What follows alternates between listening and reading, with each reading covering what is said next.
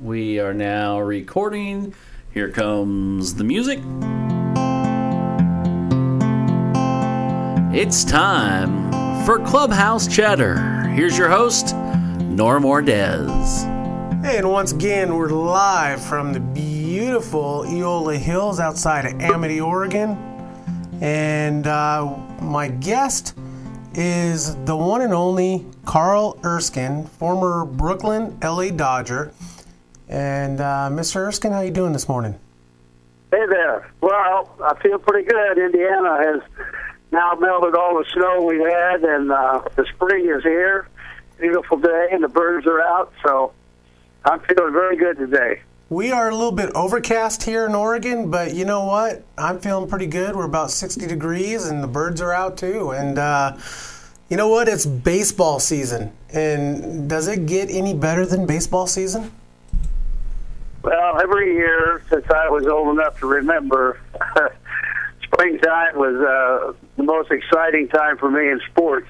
Although in Indiana I played basketball in high school, and that was a major sport here, but when the springtime came, there was no feeling like picking up the baseball glove. And to this day, although I don't, at my age, I don't do a lot of playing baseball anymore, but I have a lot of great memories, and I do follow. I was not a good spectator. I like to play. I wasn't too enthralled at just sitting and watching somebody else play. But at this time in my life, that's the way I do it. So out here in McMinnville, we have a little Division III school, Linfield College, and Ad Rutschman is a former football, baseball coach out here, and I was telling producer Brian that you are kind of like the Ad Rutschman of Anderson, Indiana. After you had left baseball, well, you didn't leave baseball, you had retired from the majors, and then you went on to coach there at Anderson, correct? I did, yeah. That was sort of a fluke, really. I had played baseball professionally since I was 19, and I retired at age 32. And I had 4 kids and really no plan for what I was going to do after baseball. So I really didn't. I thought I'd stay in baseball, but my 4th child, Jimmy, was born with he was Down syndrome. I had 3 healthy kids, ranging from ages from 10 down to Jimmy's new birth, and I couldn't take a job in baseball and stay on the road. So I just had to say, look, whatever we do, we're going to do right here in my hometown. So the college at that time, Anderson College, which has now become Anderson University, asked me to coach 1 year till they could, as an interim coach, till they could find a permanent coach. And gee, I had all this baseball in my head and nothing to do with it. And I thought, well, you know, maybe I can try it. But the first problem I had was the uniforms. The colors of the Anderson College Ravens was black and orange. And if you know baseball at all, that's the Giant colors. Yeah. And we hated the Giants. In fact, Duke Snyder was my roommate. He said, we hate the Giants and their colors, orange and black, so much, we don't even like Halloween. But anyway, I did coach that 1 year, and then I coached 2 years, and then I coached 12 years, and made a living on the side. But that was a great change for me to come from a player, and then all the knowledge and experience I'd had as a player, and then to use it on young, talented athletes who were just eager to learn. And so I had a great experience coaching college-level baseball. And we did win 4 championships, and 1 year, 65, I think we went to the College World Series. We didn't win it, but we were on the final eight teams. And that team, 65 team, they still come back. They're all living. They still want to meet with the old coach and have a reunion. So my baseball career just actually never ended. That's great. That's great. So you talked a little bit about the orange and black and the rivalry with the Giants. You know, you hear of, I think the Dodgers and Giants rivalry is, one for the ages. And I grew up a Dodgers fan. but I've also worked for the Giants, shooting video and stuff like that, and so I've seen the rivalry firsthand. And God, there's a lot of hate for especially fans. But come to ball players, does it really matter? I mean, if your contract runs out with the Dodgers and the Giants sign you, I mean, I've heard of guys, not going to the Giants or not going to the Dodgers because it is the Dodgers or the Giants. I mean, as a player, does it really matter? Well, it does matter, although it's secondary when your profession is any professional baseball player, and you have years left to play. My roommate was Duke Snyder for about 2 seasons, and I retired in 1960, and then Duke went on to play toward the end of his career. And at one point, he was picked up by the Giants as a pinch hitter. And Duke said, I looked down at that orange and black. I couldn't believe I was wearing it. But he was a professional, and he had some years left. And Sal Bagley was the most hated pitcher in my era on the Giants because he was so tough. Plus, he knocked guys down. He was kind of a headhunter. And we just literally professionally hated Sal Bagley. But late in his career, he got traded to Cleveland, and then the next year, the Dodgers picked him up, and here's Sal Bagley on our bench in a Dodger uniform. Let me tell you, that was a staggering experience to think that this guy, and you know what, Sal Bagley was a fine man and a great pitcher. I admired him a lot because he could really take charge. But let me tell you a quick story that even though we hated the Giants, in New York, we were only 8 teams in the league. We played every other team 22 times a year. That was 11 at home, 11 on the road. But in New York, the Giants were also in New York, and we played 22 games in their park and 22 in ours, but all in New York City. That's why that rivalry was so intense. But let me tell you a finishing story here, why I pull for the Giants now, sometimes. Buster Posey was a elementary student in Leesburg, Georgia, and my daughter, who lives in Leesburg, taught him in elementary school. When I see Buster Posey come up to hit with the Giants, I got to pull for him. So it all gets in the mix sooner or later. Wow, that's pretty cool.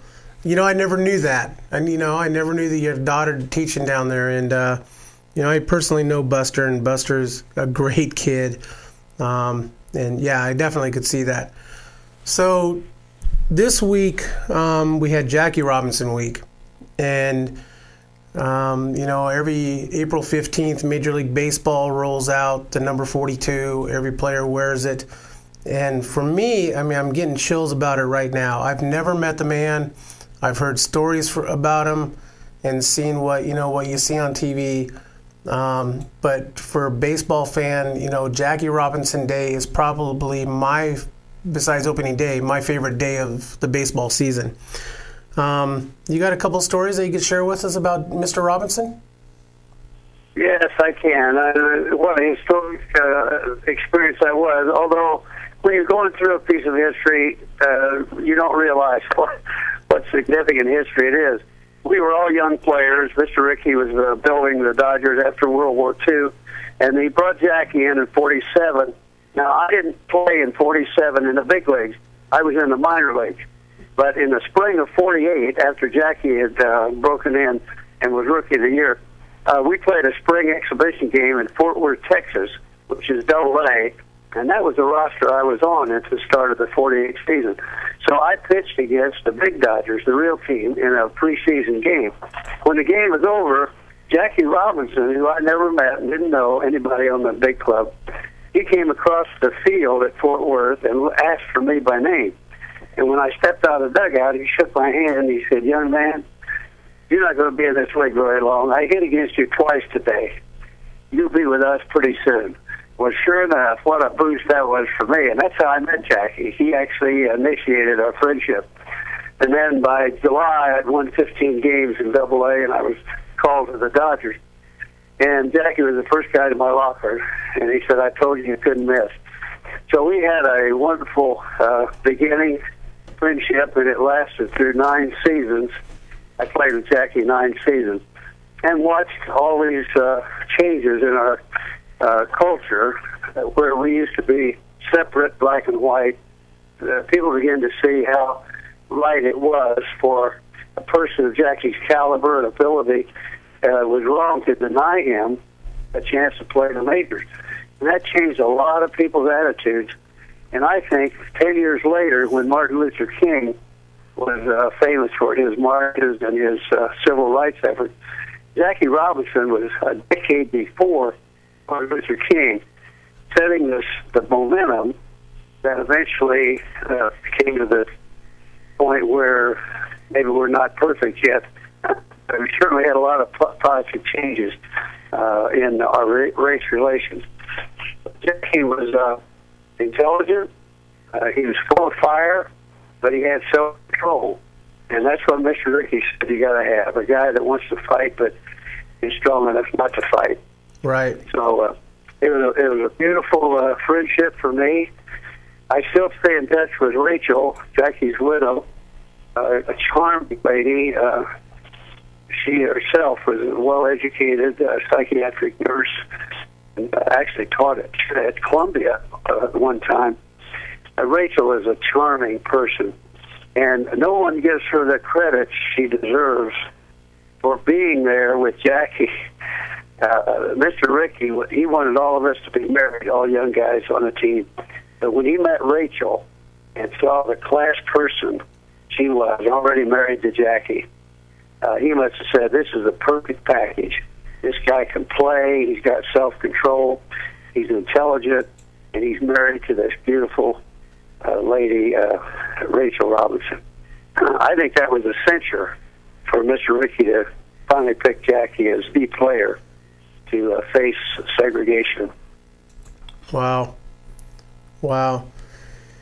You know, I mean, how do you, I'm kind of speechless. I mean, you know, behind a good man is a good woman, and that, you know, that's definitely so. And so basically what you're saying is that, I mean, he couldn't have done it alone. He couldn't have done this without Rachel, correct?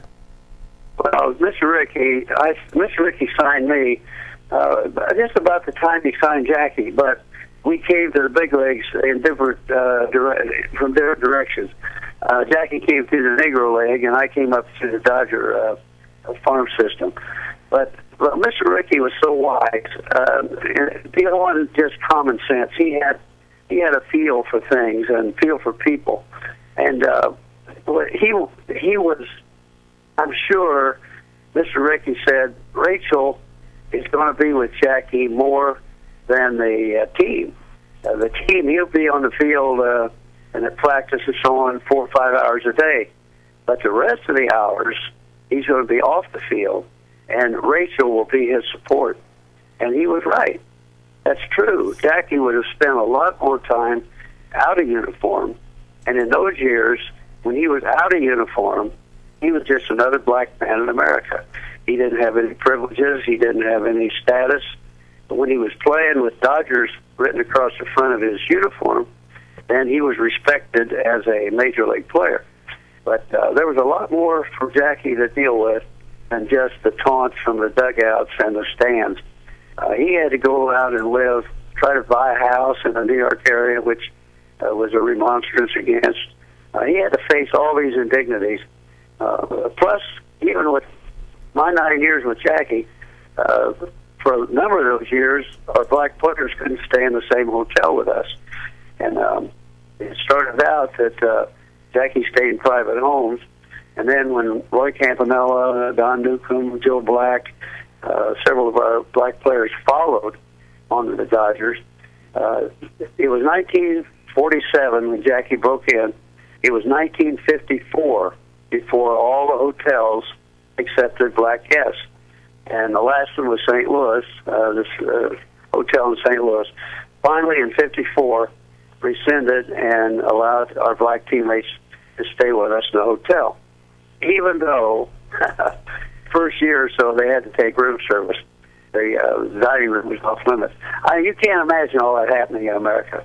but it did. And thank goodness it's over. It's changed.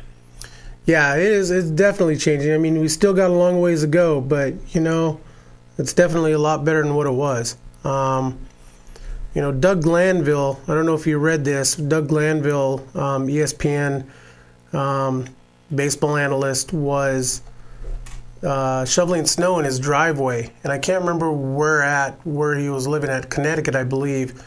And he was racially profiled here recently, where a police officer had stopped by and asked him, what are you doing? And if you're out earning money. But yeah, it's still, like I said, we still have a long ways to go.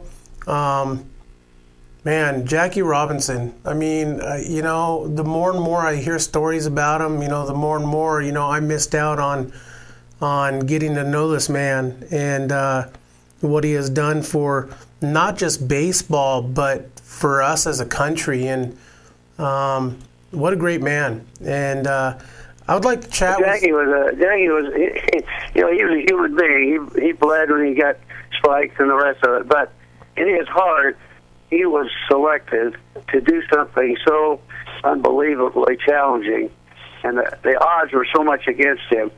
But he was the reason he made it is because what he was doing was right. And most people in their heart want to see things that are done right. Right. And America began to see that denying somebody because of the color of their skin was absolutely crazy. Why would you do that? It cheats you actually cheat yourself, because Jackie enriched the game of baseball, and then he also set the momentum in place for people of color. Look now, we've got mayors of major cities, we got congressmen and women, we have a president of the United States of color. Well, now you go from my era when Jackie was denied a place to stay in a hotel to today when black athletes dominate almost all major sports. That's a leap forward. Now, the race thing doesn't go away, but there's always bigots. There's always people who. And let me tell you, Jackie Robinson said something to me one time. This needs to be broadcast, but we don't broadcast it. But I'm broadcasting it today. Jackie Robinson said to me, "Why are you so not bothered? Why is it that you're not bothered by this black and white thing?" I said, "I was raised in Anderson, Indiana, in a mixed neighborhood. I had great respect for families that lived around us who were black, and my lifelong friend is Johnny Wilson, who was Mr. Basketball in the state of Indiana, later played with the Globetrotters. That was my background. I don't have a problem with this black and white thing. I don't even see it." And Jackie says to me, well, I said to him, "Jackie, everybody with a white skin is not your enemy." But a lot of black people think that the whites are just against them. But I said, no, you got to realize, a lot of people know you're doing the right thing and are voting for it. Then Jackie said this. Believe me, this is an insightful thing. Jackie said, "Well, Carl, let me tell you, bigots come in all colors." You got to let that sink in, because it takes both sides of any issue to get together and be rational and be understanding and get to solve the problem. But it seems like there are people of color who do not feel like that there are any bigots on that side of the picture, but there are. And I think Jackie saw that and said it out loud. But if we ever want to solve the race problem, we have to get by this. When you meet somebody of a different race, different color, I don't know that they're of a different color unless they tell me. That's the way I don't see it. But I think the race problem is still with us because there are some radicals. But both sides have to face it in the right way. Absolutely. So with us is former Brooklyn Dodger, LA Dodger, Carl Erskine. Mr. Erskine, we enjoyed having you on today. And you know what? Let's do this again and talk about Duke. I'm definitely interested in hearing some stories about Mr. Snyder. So yeah, you bet. Well, I don't have a lot of connection with Oregon, except my uncle Walter Davis lived in Klamath Falls, and I used to visit him, and I must have 50 or 60 cousins in and around Oregon. Very cool. Oregon's a beautiful place. Yeah, right. Oh, it is beautiful, absolutely. I one time got to fish the Rogue River. I was so thrilled to get to do that. And it was the wrong time of the year for salmon, but I did catch a brook trout. And but yeah, Oregon is a fantastic state, and I appreciate you calling me. Well, thank you, and we'll have you on again sometime soon. You bet. Good luck. Have a good Happy day. Easter. Hey, thank you. You too. Bye-bye. So there you have Mr. Carl Erskine, former LA Brooklyn Dodger, sharing stories with Jackie Robinson. Wow, Brian, I mean, man, what do you say to that? There's not much to say. I mean, the guy's got some great insight, and he's been there. He's lived it. He's seen the changes, and he mentioned culturally we've changed as a country. Hopefully, we've changed a lot, and still a lot that we need to do. But to see the guy that close to what Jackie Robinson did, it's amazing. It is amazing, and I've still got the chills. So with that, I'd like to thank all our sponsors: Baseball Dudes, Baseballism. Baseballism code is Clubhouse Chatter. 15% off of their swag. Base by Pros, Mitch Canham, basebypros.com. Mark Canham, that is his dad. MDM Design does our sweatshirts and shirts. Wow, who am I forgetting? Oh, yeah. Carlos and the boys over at Proper Cuts Barbershop on Baker Street. And our next guest, we're going to take a couple of minutes here, and our next guest is going to be the king of Jewish baseball, Nate Fish. We will have royalty in the house. We'll be back.